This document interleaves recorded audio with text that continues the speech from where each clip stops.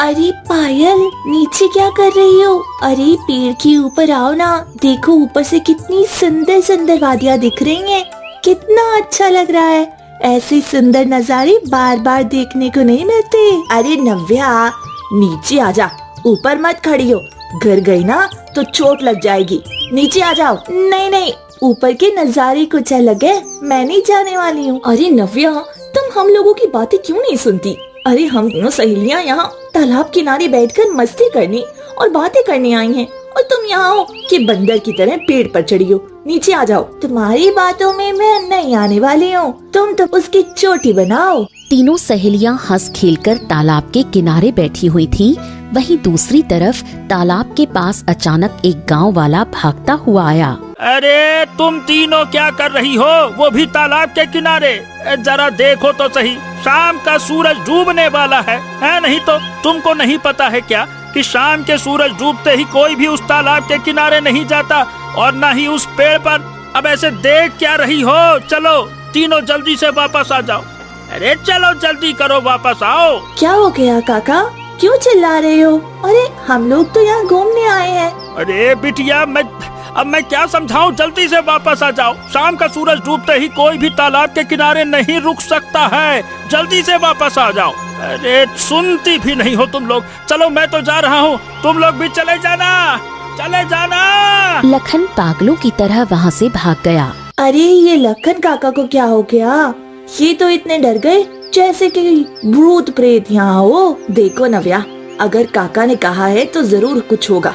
चलो हम लोगों को यहाँ से चलना चाहिए, ज्यादा देर तक यहाँ नहीं रुकना चाहिए। हाँ पायल, ठीक कह रही हो तुम, चलो चलते हैं। ठीक है, अगर तुम लोग कहती हो तो चलो, मैं भी चलती हूँ। फिर नव्या भी धीरे धीरे पेड़ से नीचे उतर आई और तीनों सहेलियां वहाँ से जाने लगी। पायल और ज्योति आगे बढ़ गईं। वहीं नव्या जैसे ही थोड़ा आगे बढ़ी, अचानक उसे पीछे पीछे किसी के चलने की आहट सुनाई दी। अरे ऐसा लग रहा है जैसे मेरे पीछे कोई चल रहा है। नव्या जैसे ही पीछे पलटी तो पीछे कोई नहीं था। अरे ये क्या, पीछे कोई नहीं है? ये क्या हो रहा है? क्या हो गया? क्या देख रही हो? देखो हम लोग इतनी आगे आ गए हैं, तुम अभी तक वहीं खड़ी हो, जल्दी आओ ना। अरे पायल, ये तुम क्या बोल रही हो? लगता है कोई भूत उसके पीछे पड़ गया है। देखो वह भूत को देख रही है। अरे तुम भी ना, तुम सब क्या बातें करती हो? चलो चलते हैं, भूत प्रेत ऐसा कुछ नहीं होता, चलो चलते हैं। तीनों सहेलियां हंसते खेलते वापस अपने घर आ गईं। वहीं नव्या भी अपने घर आकर सो गई। और जैसे ही आधी रात हुई, अचानक नव्या को घुंघरुओं की आवाज सुनाई दी। तभी नव्या डरकर उठकर बैठ गई। कोई तो है जो मेरे पीछे खड़ा था। कोई मेरा पीछा कर रहा है। कौन है? कौन है? पर आसपास कोई नहीं दिखता।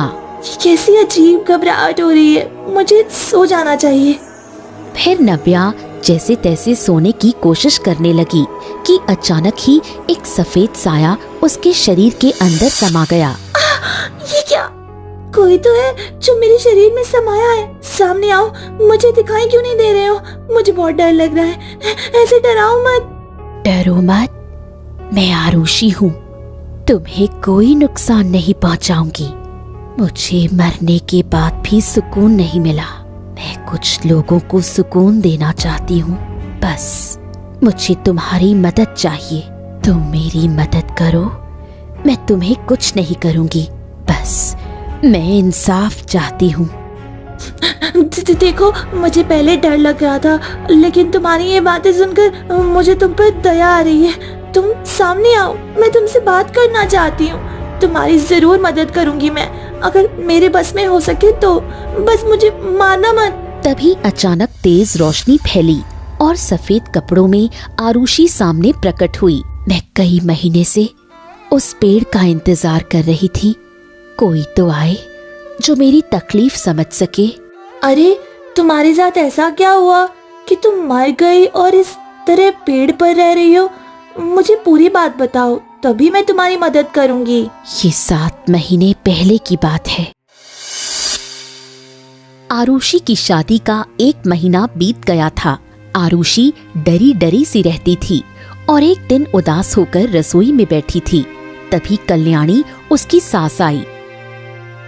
क्या हुआ बहू, तुम्हारी आंखों से आंसू क्यों गिर रहे हैं? कुछ नहीं माँ जी, बस ऐसे ही मेरा मन घबरा रहा था। अरे बहू, मैं समझ रही हूँ, ये नया घर है, नया परिवार है, थोड़ा तुम्हें समझने में वक्त लगेगा, पर इस तरह रोना ठीक नहीं है।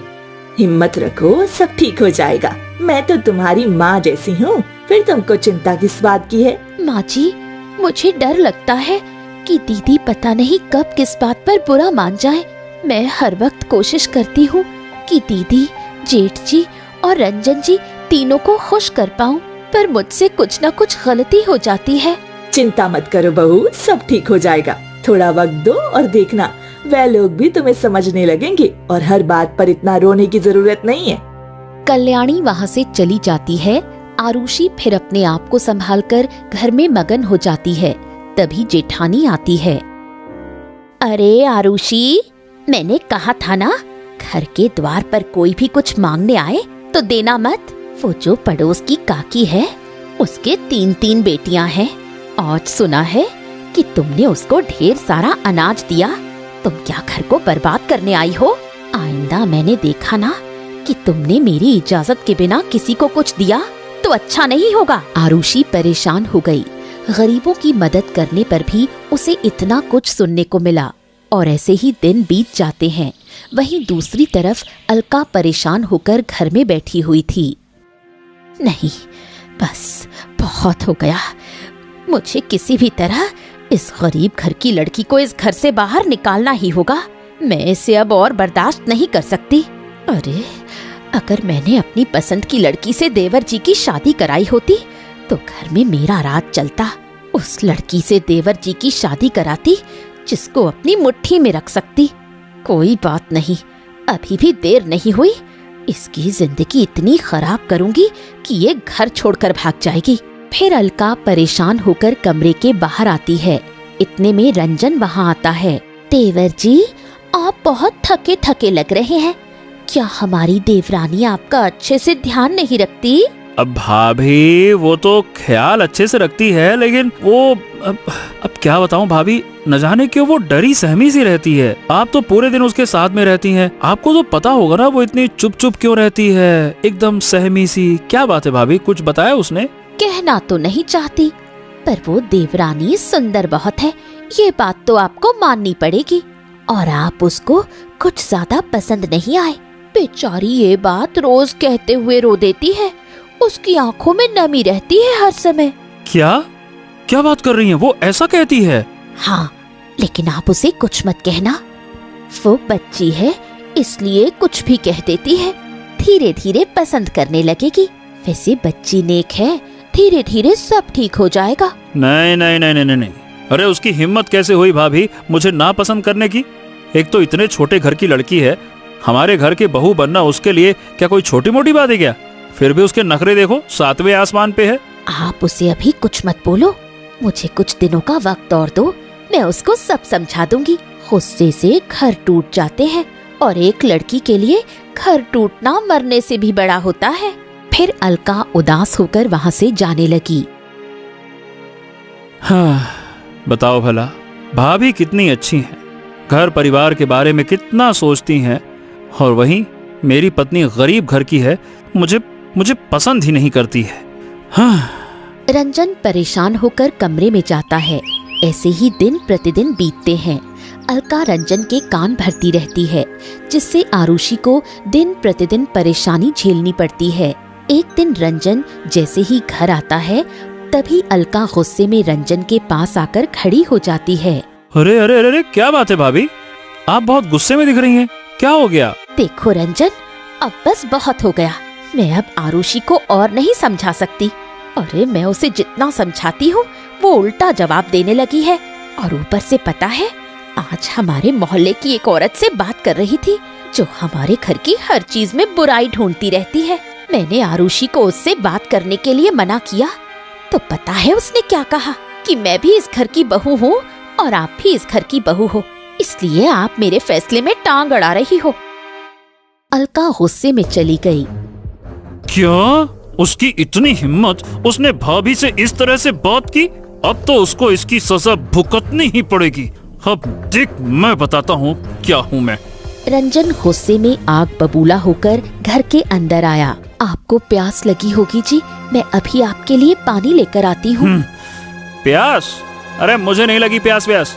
और ये बताओ, तुम्हारी हिम्मत कैसे हुई भाभी से ऊंची आवाज में बात करने की? हैं? एक तो चोरी, ऊपर से सीना चोरी। ये आप क्या कह रहे हैं? नहीं, मैंने भाभी से कोई ऊंची आवाज में बात नहीं की। झूठ बोल रही हो तुम। रुक जा, अभी बताता हूँ। बहुत चर्बी चढ़ गई ना तुझको, तेरी तो। रंजन बुरी तरह से आरुषि को धक्का देता है। रंजन के ऐसे बर्ताव से आरुषि बहुत दुखी हुई। ये क्या कर रहे हैं जी? मैंने तो कुछ भी नहीं किया। भाभी जो कहती है मैं वही करती हूँ। हाँ, तो वही करना ही है। तुम्हें अपने मन से काम चलाने की जरूरत नहीं है। और वैसे भी मैंने तुम्हें यहाँ सिर्फ माँ के कहने पर घर की बहू बनाया है। बात करती हो, इसलिए मेरी भाभी के खिलाफ आवाज बिल्कुल मत उठाना। और आइंदा फिर कभी भाभी तुम्हारी शिकायत लेकर मेरे पास आई ना, तो देखना मैं तुम्हारे साथ क्या करता हूँ। रंजन गुस्से में चला गया। बस बहुत हो गया, मैंने कुछ भी नहीं किया, फिर भी भाभी मुझे इस तरह क्यों पिटवाती है? बस बस बहुत हो गया, मैं अब और सहन नहीं कर सकती। आज तो भाभी से मैं सवाल पूछ कर ही रहूंगी कि आखिर वो मेरे साथ ऐसा क्यों कर रही है। आरुषि परेशान होकर अलका के कमरे में गई। भाभी, आप मेरे साथ ऐसा क्यों करती हो? मेरा घर बर्बाद करने में आप लगी हो। मैं तो कभी आपके पति के कान में कुछ नहीं कहती, फिर आप ऐसा क्यों करती हो? मेरे पति को क्यों हर वक्त मेरे खिलाफ ही भड़काने की कोशिश करती हो? देखो आरुषि, मैं तुम्हारे पति को नहीं भड़काती, इसलिए अपनी जुबान संभाल कर बात करो और चली जाओ मेरे कमरे से। ये आपकी ही वजह से हो रहा है। आप मेरे घर में हो, मैं आज ही जाकर मुखिया जी से शिकायत करूंगी कि आप मेरे पति के खिलाफ क्या क्या बोलती हो। मैं अब और चुप नहीं बैठ सकती। एक मामूली 2 कौड़ी की गरीब घर की लड़की मुझे चुनौती दे रही है। अरे मैं तो बड़े घर की बेटी हूँ और तुम मुझे धमका रही हो। रुक जा, अभी तुम्हारी अक्ल ठिकाने लगाती हूँ। अलका आगे बढ़ती है और आरुषि को थप्पड़ मारने की कोशिश करती है। तभी आरुषि उसका हाथ पकड़ लेती है। बस बहुत हो गया भाभी, मुझे थप्पड़ सिर्फ मेरे पति मार सकते हैं, आपको मुझे मारने का कोई अधिकार नहीं। तभी सामने से रंजन आ रहा होता है और अलका की नजर पड़ जाती है। चलो अब देखो तुम्हें मैं क्या सजा दिलाती हूँ। अलका जल्दी से आरुषि का हाथ पकड़कर अपने गाल की तरफ खींच लेती है। ये तुमने क्या किया? तुमसे गलती हो गई थी, उसी की वजह से मैंने तुम्हें समझाया, पर तुमने मुझे थप्पड़ क्यों मारा? ये क्या कह रही हो भाभी? मैंने आपको थप्पड़ कहाँ मारा? पीछे से रंजन भागता हुआ आया। अरे अरे अरे अरे, क्या क्या क्या हो गया भाभी? क्या हो गया? क्या हो गया? क्या हो गया? आप रो क्यों रही हैं? क्या बात है? मैं तो बस इसे समझा रही थी कि घर के बाहर ऐसे बहू का खड़ा होना ठीक नहीं। अपने पति की बातें, उसकी बुराई दूसरों से करना ठीक नहीं। और बस इतनी सी बात के लिए इसने मुझे थप्पड़ मार दिया। तुमने अपनी आंखों से देखा है ना? हाँ हाँ, मैंने अपनी आंखों से देखा। और तुम्हारी इतनी हिम्मत कैसे हुई? तुमने मेरी भाभी को थप्पड़ मारा? भाभी जो कि हर समय तुम्हारे और मेरे बारे में सोचती रहती हैं ताकि हमारा घर अच्छे से चले, और आज तुमने भाभी को ही थप्पड़ मार दिया? नहीं, भाभी झूठ बोल रही है। मैंने भाभी को थप्पड़ नहीं मारा। देखो, मैंने कभी झूठ नहीं बोला रंजन। मेरी भाभी कभी झूठ नहीं बोलती, तुम झूठ बोलती हो। तुम एक तो गलती करती हो, ऊपर से झूठ बोलती हो। अब देखो तुम्हें क्या सजा मिलेगी भाभी पर हाथ उठाने की। मैंने कहा था ना, उस दिन वो ट्रेलर था, आज तुझे मैं असली पिक्चर दिखाता हूँ। चल अंदर, चल अंदर। फिर रंजन बुरी तरह से आरुषि को खींचते हुए कमरे में ले गया। आज के बाद तू इस कमरे से बाहर नहीं निकलेगी जब तक तुम भाभी से ढंग से बात करना सीख नहीं जाती। तुम्हें अब से 3 दिनों तक खाना पानी कुछ नहीं मिलेगा। तब तुम्हें समझ में आएगा कि मेरी भाभी के खिलाफ बोलने की क्या कीमत होती है। हाथ उठाती है भाभी पर। नहीं जी, मेरी बात पर यकीन कीजिए, मैंने कुछ भी गलत नहीं किया। आरुषि चिल्लाती रहती है, लेकिन रंजन दरवाजा बंद करके वहाँ से चला जाता है। आधी रात होते ही अलका उठती है। चलो, यही सही मौका है, मुझे अपनी अगली चाल चलनी होगी। अलका अपने कमरे से एक जहर की पुड़िया लेकर पानी के गिलास में खोलकर चोरी चुपके आरुषि के कमरे में रख देती है और मुस्कुराते हुए वहाँ से चली जाती है। अगली सुबह आरुषि को बहुत प्यास लगती है। कोई है? मुझे पानी दीजिए, मुझे बहुत प्यास लगी है। कोई पानी वानी नहीं मिलने वाला तुम्हें। तुमने क्या सोचा था कि मेरी भाभी को थप्पड़ मार के पानी पियोगी, आराम से रहोगी? हैं? प्यासी मरोगी तुम, प्यासी मरोगी। रंजन वहाँ से चला जाता है और आरुषि वहीं खड़ी तड़पती रहती है। तभी उसकी नजर पानी के गिलास पर पड़ी। अरे, यहाँ तो पानी पहले से रखा है। चलो, जल्दी से यही पानी पी लेती हूँ। आरुषि जैसे तैसे पानी पी लेती है और अचानक उसका गला घुटने लगा। क्या? मेरा गला क्यों घुट रहा है?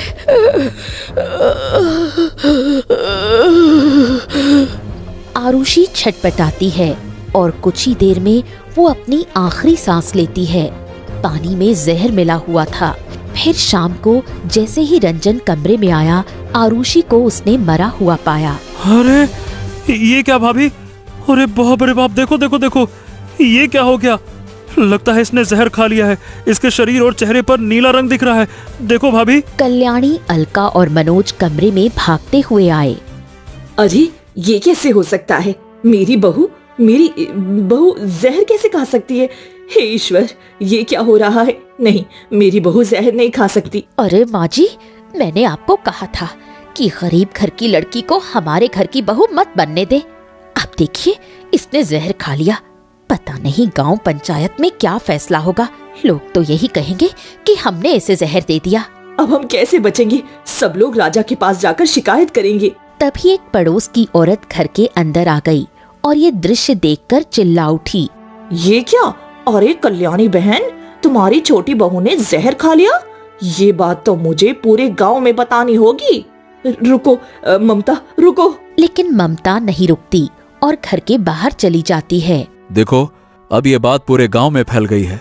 अब हम लोग क्या करेंगे? सासू माँ, अब जो होगा गांव पंचायत के सामने होगा। अब हम क्या कर सकते हैं? कुछ ही देर में आरुषि की माँ नर्मदा और उसका छोटा भाई आलोक रोते हुए गांव आ गए। मेरी बेटी कहाँ है? उसे क्या हो गया?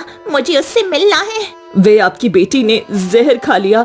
मुझे माफ कर दो नर्मदा बहन, मैं आपकी बेटी का अच्छे से ख्याल नहीं रख पाई। नहीं, मेरी बेटी बहादुर है, वे कभी जहर नहीं खा सकती। जरूर तुम लोगों ने कुछ किया होगा। मेरी बेटी के साथ कुछ तो हुआ है। हाँ, मेरी बहन बहादुर थी, वो कभी भी जहर नहीं खा सकती। आप लोगों ने ही कुछ किया है मेरी बहन के साथ, और इसका फैसला अब पंचायत में होगा। मुझे मेरी बेटी का शव चाहिए। नर्मदा भागकर जाती है और आरुषि के पास जाकर उससे लिपटकर फूट फूट कर रोने लगती है। वहीं अलका मनोज का हाथ पकड़कर उसे कमरे में ले आती है। अरे क्या है? बाहर इतना बड़ा तमाशा चल रहा है और मुझे तुम कमरे के अंदर ले जा रही हो, क्या है ये? अब हम लोग फंस जाएंगे। देखो, उसने आत्महत्या कर ली। और वैसे भी मैं काल कोठरी में नहीं जाना चाहती। आप जानते हैं राजा कितने सख्त हैं। आप आलोक को साइड में लाकर उसे धन दे दीजिए, ताकि वो अपनी माँ को समझा बुझाकर यहाँ से लेकर चला जाए और हम लोग बच जाएं। हाँ, तुम बिल्कुल ठीक कह रही हो। तुम रुको, मैं अभी आता हूँ। मनोज बाहर आता है और आलोक को इशारा करता है। आलोक मनोज के पास आता है। अरे क्या हो गया? आप लोग मुझे यहाँ क्यों बुला रहे हैं? क्या बात है? हाँ, तुम बिल्कुल ठीक कह रही हो। तुम रुको, मैं अभी आता हूँ। थोड़ी ही देर में मनोज एक थैले में धन भरकर आलोक के पास रख देता है। ये लो, इससे तुम अपनी जिंदगी आराम से बिता सकते हो। जरा खोल के देखो तो सही।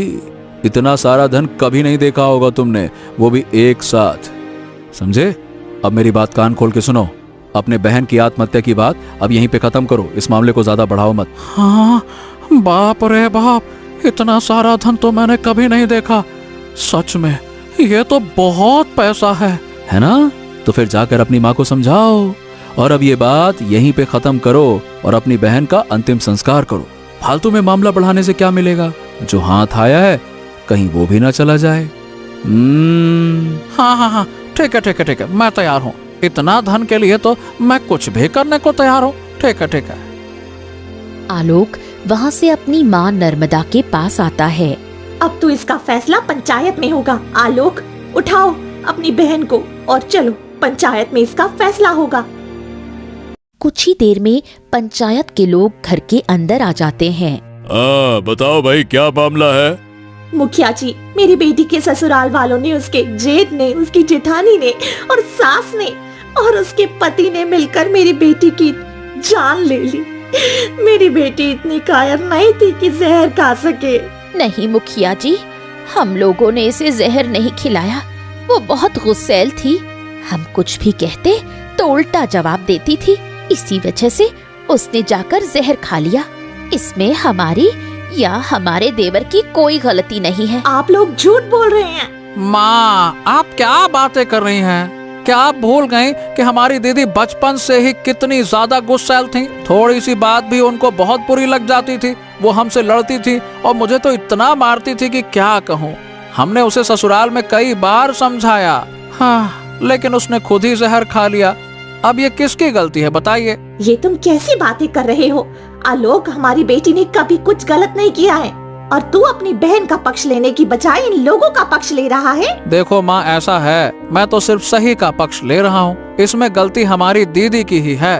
वो बहुत गुस्सैल थी और किसी की बात नहीं मानती थी, इसीलिए उसने आत्महत्या की। इसमें मेरी दीदी की गलती है। वो बहुत अहंकारी थी बचपन से ही।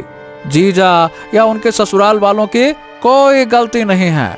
यदि बेटी मर जाए तो ससुराल वालों को फंसाया नहीं जाता। सही इंसान वो है जो सही को सही और गलत को गलत कहे, ये सोचे बिना कि कौन उसका अपना है और कौन उसका पराया। तो फिर ठीक है, बात साफ है।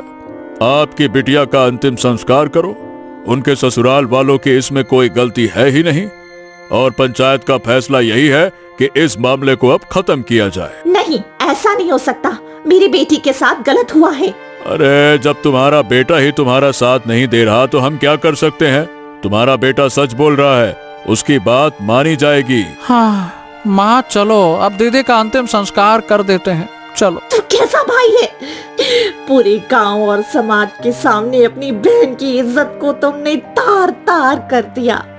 उसने तुम्हें कितने लाड प्यार से पाला था। क्या तुमने कभी ये नहीं सोचा? भूल गए सब कुछ? फिर आलोक अपनी माँ की बात को अनसुना करते हुए आरुषि के शरीर को उठाता है और तालाब के किनारे उसका अंतिम संस्कार कर देता है। हाँ, चलो दीदी, माफ करना। मुझे ये झूठ बोलने के लिए इतना सारा धन मिला, इससे मेरी जिंदगी आराम से कट सकती है। मैं थक गया था दिन भर मेहनत करके। एक सिक्का कमाने में बहुत जी जान लगती थी। अब कम से कम कुछ दिन तो आसानी से गुजर जाएंगे। माफ करना दीदी, माफ करना। अरे, तुम्हारे साथ तो बहुत गलत हुआ। तुम्हें इंसाफ मिलना चाहिए। मैं तुम्हारा साथ दूंगी और उन लोगों को सजा दिलाऊंगी, क्योंकि तुम्हें न्याय मिलना ही चाहिए।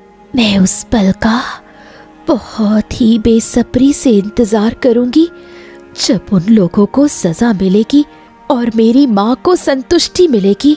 वो तो अब पागल सी हो गई है। चलो, मैं सुबह होते ही उन दोनों के पास जाऊंगी और उन्हें सजा दिलाऊंगी। फिर सुबह की पहली किरणें निकलते ही नव्या वहाँ से निकल जाती है और अलका के पास पहुँचती है।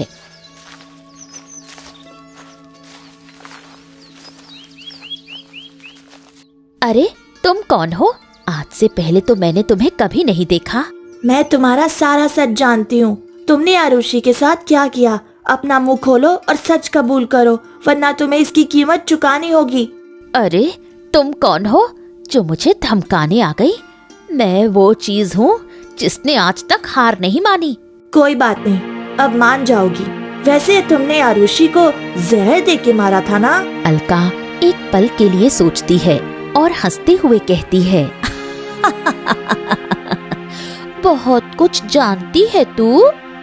तो तुझे एक बात बता दूं, तुम मेरा कुछ नहीं बिगाड़ सकती। तभी मनोज आता है। अरे अरे अरे, ये कोई पागल लड़की है क्या जो मेरे घर में घुस आई है? तभी तेज रोशनी फैलती है और नव्या के शरीर से आरुषि बाहर निकलती है, जिसे देखते ही अलका और मनोज दोनों थर-थर कांपने लगे। तुम लोगों ने जो मेरे साथ किया है, अब मैं तुम्हें अपने साथ ले जाऊंगी और तुम्हें सजा दिलवाऊंगी। ये क्या? ये तो आरुषि की आत्मा है। ये कैसे हो गया? अरे अरे भगाओ ना इसको। आत्मा है वो। कोई तेल मांगने नहीं आई है पूरी तलने के लिए। अब तो हमें ही तेल में तलेगी, हमें मार के ही जाएगी वो। नहीं नहीं, मैं मरना नहीं चाहती। देखो देखो देखो, हम तैयार हैं सजा भुगतने के लिए, लेकिन मुझे मारो मत। मैं आपकी बात मानूंगा मैं। फिर आरुषि की आत्मा तेज रोशनी के साथ नव्या के शरीर में समा गई। अब बताओ, तुम लोग अपना गुनाह कब मानोगे? महाराज के सामने कब जाओगे? तभी कल्याणी और रंजन वहाँ पहुँचे। आओ भाई, तुम दोनों भी, और तुम चारों मेरे साथ राजमहल चलो, वरना देखना मैं क्या करती हूँ। चलो चलो चलो चलो रंजन, चलो राजमहल चलते हैं, चलो। अरे हम इस लड़की से क्यों डरें? हम क्यों जाएं राजमहल? ना ना ना भैया, हम लोग नहीं जाएंगे राजमहल। चलो देवर जी, बाकी बातें हम वही करेंगे। चारों डरे सहमे राजमहल पहुँचे। अरे क्या हो गया, क्या बात है? आज तुम सब एक साथ क्यों आए हो? कोई दिक्कत है क्या? सब ठीक तो है ना? नव्या रोते हुए सारी बात बताती है, जिसे सुनते ही सभी के होश उड़ जाते हैं। क्या? नहीं नहीं नहीं नहीं नहीं, ऐसा नहीं हो सकता। उसने उसने उसने उसने आत्महत्या की थी। अलका, मैं सबको बताऊंगी। नहीं, अब सुनो देवर जी, मैं सच बोल रही हूँ। मैंने पानी के गिलास में जहर डाला और वो जहर आरुषि ने पी लिया। बल्कि मैं ही उसे बहुत परेशान करती रही, आपको मीठी मीठी बातों में फंसाया और उसे मरने के लिए मजबूर किया। ऐसा नहीं था, वो आपको पसंद नहीं करती थी, वो तो आपको बहुत प्रेम करती थी। एक पत्नी का फर्ज दिल से निभाती थी। मुझे माफ कर दीजिए, मुझसे गलती हो गई। मुझे लगा ही था कि तुम लोगों ने ही कुछ मेरी छोटी बहू के साथ किया था, और देखो आज उसकी मौत की जिम्मेदारी तुम लोगों की है। इतनी बड़ी साजिश की तुम सब ने एक मासूम के साथ? मुझे तो ये साजिश सुन के भी शर्म आ रही है। तुम्हें शर्म आनी चाहिए। सभी लड़की अपना घर छोड़कर ससुराल आती हैं, उसे अपना घर समझती हैं, और तुम लोग उसके साथ ऐसा व्यवहार करते हो। तुम्हें शर्म आनी चाहिए, शर्म। तुम सब ने आरुषि के साथ बहुत गलत किया। माफ कर दीजिए महाराज, हम सबसे गलती हो गई। हम लोगों को ऐसा नहीं करना चाहिए था। मनोज और अलका, तुम्हें आजीवन काल कोठरी की सजा दी जाती है। अब से तुम्हें न केवल अपने कुकर्मों का पछतावा रहेगा, बल्कि समाज के सामने उदाहरण बनोगे। राजा ने रंजन की तरफ देखा, जो इस समय ऐसे खड़ा था जैसे उसके पास अब खोने को कुछ न हो। और रंजन, पति पत्नी का पवित्र रिश्ता होता है। तुम्हें अपनी पत्नी पर ध्यान देना चाहिए था, उसकी पीड़ा समझनी चाहिए थी, लेकिन तुमने अपनी भाभी का पक्ष ज्यादा लिया और अपनी पत्नी को छोड़ दिया। इसीलिए तुम्हें काल कोठरी में कैद किया जाता है, जहां ना धूप मिलेगी ना आराम, और सिर्फ हर 2 दिन में एक बार खाना मिलेगा। रंजन ने उफ तक न की। उसकी आंखों से आंसू बह रहे थे। जिस भाभी को देवी समझा, उसी ने उसका घर उजाड़ दिया। राजा ने कल्याणी से कहा, और कल्याणी, तुम माँ हो। अरे तुम्हें अपने बच्चे और परिवार के दुख को समझना चाहिए था, लेकिन तुमने गुनाह होते हुए भी देखा और चुप रही। इसीलिए तुम्हें 10 वर्षों की सजा मिलती है। और ये संदेश सब सासों के लिए होगा कि यदि बेटे या बहू के साथ अन्याय हो तो आवाज उठाना ही चाहिए। महाराज, मुझे ये सजा खुशी खुशी स्वीकार है। मैंने ये अपराध किया है और अब इसके लिए मैं पूरी तरह जिम्मेदार हूँ। हाँ, हमारे राज्य में इतना बड़ा अन्याय हुआ और हमें अभी तक पता भी नहीं चला। ये हमारी ही गलती का नतीजा है। लेकिन आज से मैं इतने कड़े कानून और नियम लागू करूंगा कि कोई भी अपनी बहू के साथ अन्याय करने से पहले 100 बार सोचेगा। आपका बहुत बहुत धन्यवाद महाराज। आज एक पीड़ित आत्मा को न्याय और मुक्ति मिल गई। नव्या मुस्कुराते हुए राजमहल से बाहर निकली। तभी आरुषि की आत्मा नव्या के शरीर से धीरे धीरे बाहर निकल गई। मैं बहुत खुश हूँ, तुमने मुझे न्याय दिला दिया। अब मैं शांति से इस दुनिया को छोड़ सकती हूँ। मेरी इच्छा पूरी हो गई। नव्या, बस मेरी माँ तक ये सच्चाई पहुँचा देना कि मुझे मुक्ति मिल गई, ताकि वो भी अब निश्चिंत होकर जीवन जी सके। मैं तुम्हारी माँ तक ये खबर जरूर पहुँचाऊंगी आरुषि। आरुषि की आत्मा धीरे धीरे उज्जवल प्रकाश के साथ वहां से गायब हो गई। नव्या थोड़ा आगे बढ़ी। उसने देखा कि नर्मदा पेड़ के नीचे टटोल टटोल कर चल रही है। नव्या आगे आती है और उनको सहारा देती है। माँ जी, क्या आपको कुछ दिखाई नहीं दे रहा? क्या बताऊं बिटिया, कुछ दिन पहले बेटी चली गई। तब से आँखों से इतने आंसू गिरते हैं कि आँखों की रोशनी खत्म हो गई। अब कुछ दिखाई नहीं देता। और अच्छा है ना उन लोगों की सूरत देख ना पाऊं जिन लोगों ने बेटी के साथ ये सब किया। अपने दुश्मनों को भी अपनी आँखों से देखना इतना आसान नहीं होता बेटी। तुम्हारी बेटी अब मुक्ति पा चुकी है और उसे न्याय मिल गया है। ये तुम क्या कह रही हो बेटी? तुम मेरी बेटी को कैसे जानती हो? नव्या धीरे धीरे नर्मदा को सब कुछ विस्तार से समझाती है। सच में मेरी बेटी अब मुक्ति पा चुकी है। मैं बहुत खुश हूँ बेटी। मुझे नहीं पता कि तुम कौन हो, लेकिन तुमने न्याय किया। ईश्वर तुम्हारा भला करे बेटी।